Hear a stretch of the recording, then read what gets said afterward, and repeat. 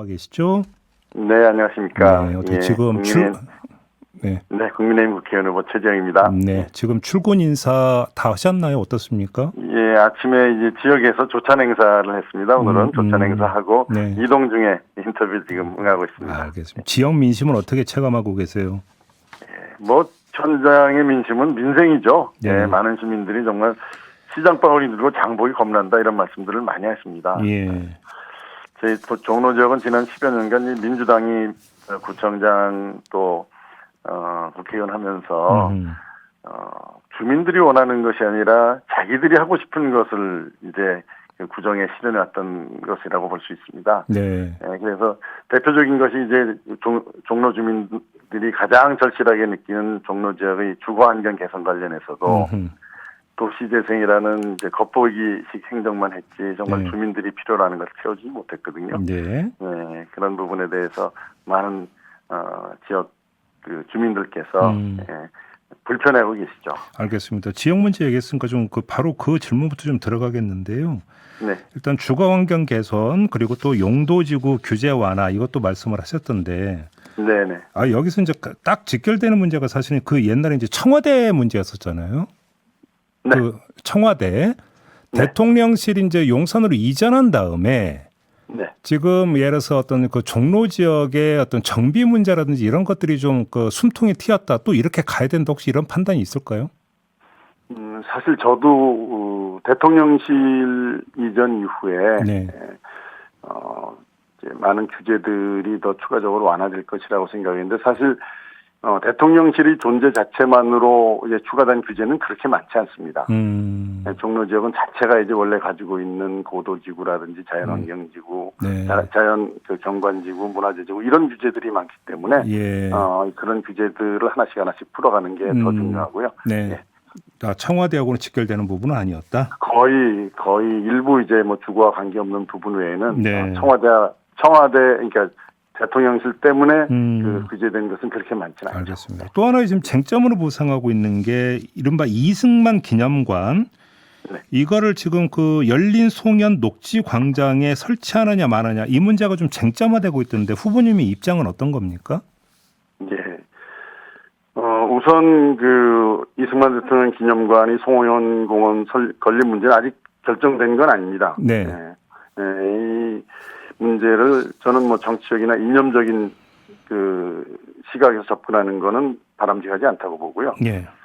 이미 시민을 위한 공간으로 제공되어 있는 것이기 때문에 시민들 그리고 관련된 단체들 이런 분들의 의견을 수렴하는 그런 과정이 반드시 필요할 거고요. 네. 거기에 따라서 결론이 내려질 거라고 생각을 합니다.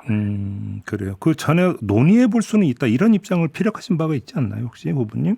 아니, 송년공원도 이제 후보지 하나로 우리가 논의하는 건 필요한데 네. 이런 지금 말씀드린 그런 공청회라든지 이런 의견 수렴이 반드시 필요하다고 보고요. 예. 저는 이 문제를 이승만 대통령 기념관의 건립 자체를 반대하는 그런 쪽으로 이념적으로 몰고 가는 건 바람직하지 같지 않다. 이승만 대통령이 분명히 뭐 여러 가지 과도 있지만 이 나라의 건국과 또 6.25 전쟁에서 이제 이 나라를 지키고 또 한미 상호 그 방위 조약을 어렵게 이끌어내서 네. 우리나라가 산업화 민주화로 발전하는 그런 토대를 만들었던 그런 이런 것들은 우리가 분명히 네. 기념하고 또 뭔가 계승해야 될 부분이 있다. 이런 점에 대해서는 뭐 이걸 정치적인 논쟁으로 끌고 가는 것은 바람직하지 않다고 봅니다. 그런데 곽상원 민주당 후보는 송년광장 건립은 정치적 야욕이다 이렇게 주장을 했던데 이에 대해서 좀 평을 해주신다면. 그러니까 제가 말씀드린 게 바로 그겁니다. 예. 이 문제는 예. 이 정치적 이념적인 문제로 끌고 갈 것이 아니고 이승만 대통령의 정치적인 어떤 과가 있음에도 불구하고 아까 말씀드린 것과 같은 해방 이후에 그 혼란한 공간에서 네. 자유민주주의 헌법에 기초한 건국을 해서 우리나라가 지금까지 발전할 수 있는 가장 기본적인 토대를 만들었다는 점. 예. 그 다음에 이제 6.25 전쟁 당시에 공산 침략으로부터 우리 국토와 자유와 생명을 지킨 점. 예. 그 이후에도 한미 상호 방위 조약을 어렵게 이끌어내서 우리가 그야말로 튼튼한 안보 위에서 산업화와 민주화를 이룰 수 있는 토대를 만들었던 이런 부분들은 네. 우리가 분명히 알아야 되고 또 그것을 우리들이 계승해야 될 부분이 있다고 생각합니다. 그래서 이 문제는 정치적 이념적인 문제로 가져가는 것은 저는 바람직하지 않다고 봅니다. 상대 후보인 곽상원 후보에 대해서 평을 좀 해주신다면요? 예, 평하는 게 사실은 좀 그렇게 쉽진 않은데요. 네. 예. 일단 뭐 제가 가지고 있는 뭐 개인적인 견해보다는 우리 주민들께서 생각하는 부분을 좀 말씀드리면은 네. 일단 곽상원 후보가 미국 유학 당시에 거주했다고 하는 주택 자금과 관련해서 네.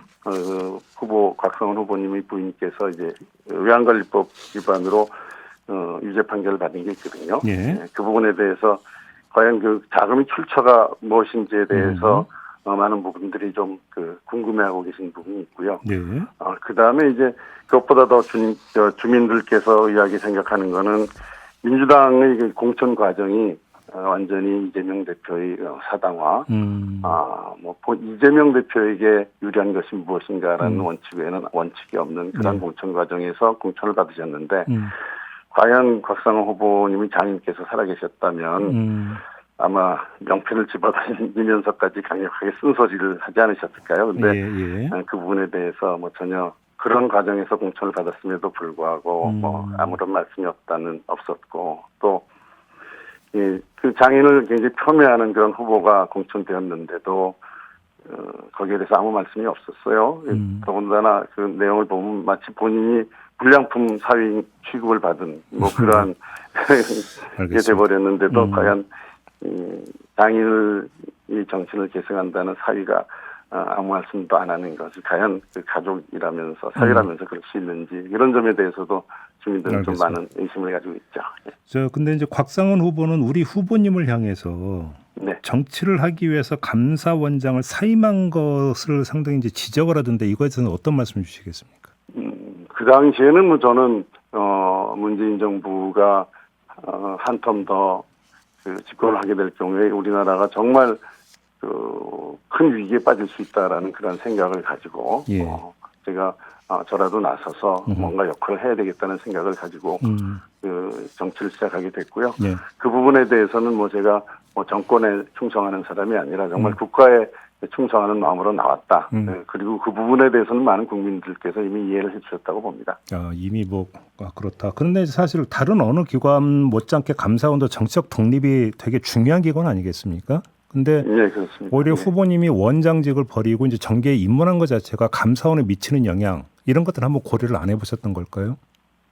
고민을 많이 했죠. 고민을 많이 했습니다만 적어도 감사원의 어떤 정치적 중립성은 제가 감사원장으로 재직하는 동안에는 그 부분에 대해서는 저는 초의 흔들림도 없었다고 자신 있게 말씀드릴 수 있고요. 네, 알겠습니다. 그 이후에 제가 바로 정치에 들어간 것에 대해서는 국민들께서 그 당시의 상황을 가지고 잘 판단해 주실 거라고 저는 생각합니다. 조금 전에 이제 그 후보님께서 민주당 공천 문제를 제기를 하셨으니까 저는 지금 이제 그 국민의힘, 국민의 미래의 공천에 대해서 좀 질문 좀 드릴게요. 국민의 미래에서 이제 비례 순번이 결정이 됐습니다. 그랬더니 여러 가지 지금 문제 제기가 나오고 있습니다. 사무처 당직자에 대한 배려가 별로 없다. 그다음에 호남권 인사들을 당선권 밖으로 밀었다. 그다음에 도덕성 문제가 제기된 후보가 지금 또 그 순번을 받았다. 이런 여러 가지 문제가 종합적으로 제기되고 있는데 어떻게 평가하십니까? 네, 그 부분에 대해서는 제가 지금 정확한 내용을 전체적으로 잘 파악하고 있지는 않지만 우리 당에서 전략적으로 전체적으로 국민들에게 그래도 국민들이 지지를 이끌어낼 수 있는 최대 공약수가 무엇인가라는 고민 끝에 그러한 비례 후보를 결정하지 않았을까라는 생각을 하고 있고요. 자세한 정보를 제가 가지고 있지 않기 때문에 이 자리에서 뭐라고 말씀드리긴 좀 어렵습니다. 그래요. 자, 그러면 이제 그 막말로 공천 취소된 이제 2명 케이스가 있지 않습니까? 도태우 후보나 장해찬 후보. 근데 두 후보 모두 또 무소속 출마한다고 밝혔는데 이건 어떻게 평가를 하세요? 그 부분에 대해서는 저는 좀 아쉽게 생각하고요. 지금 그 이전에 컷오프 되거나 또 경선에서 탈락한 컷오프 된 후보들이 아마 대부분 무소속이나 이렇게 출마하겠다는 그런 분들은 거의 없었습니다. 예. 그것은 이 총선이 가지는 정말 의미가 얼마나 크고 우리가 여기서 반드시 이겨야 된다는 그러한 공감대가 있었다고 보는데요. 네.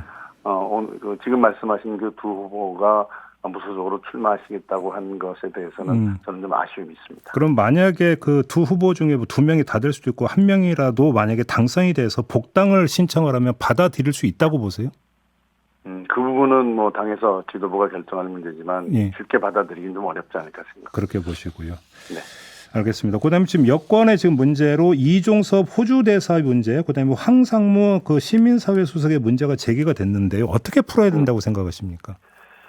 일단 최근에 이런 선거 전국에서 사소한 실수 하나가 지지율에 굉장히 큰 많은 영향을 미치고 있습니다. 예. 그래서 황상무 수석의 발언이나 이종섭 대사의 문제는 이거는 저희가 반드시 해결하고 넘어가야 될 문제라고 보고요. 네. 국민의 눈높이에 맞게 결과가 나오리라고 기대하고 있습니다. 그러면 둘 다 일단 사퇴를 해야 된다고 보시는 겁니까?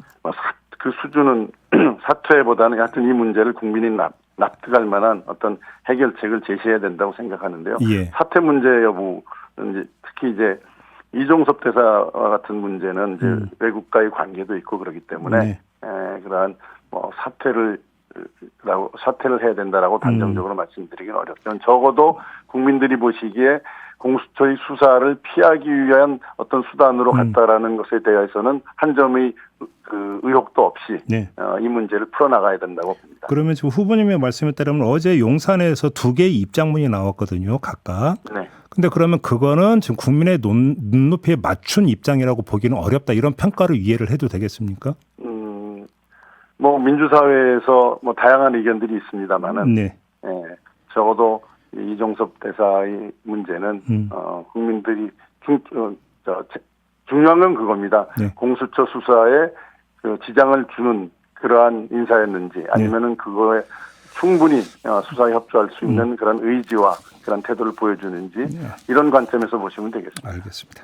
마무리할게요. 고맙습니다, 후보님. 네. 네. 지금까지 최재형 서울 종로 국민의힘 예비 후보 만나봤고요.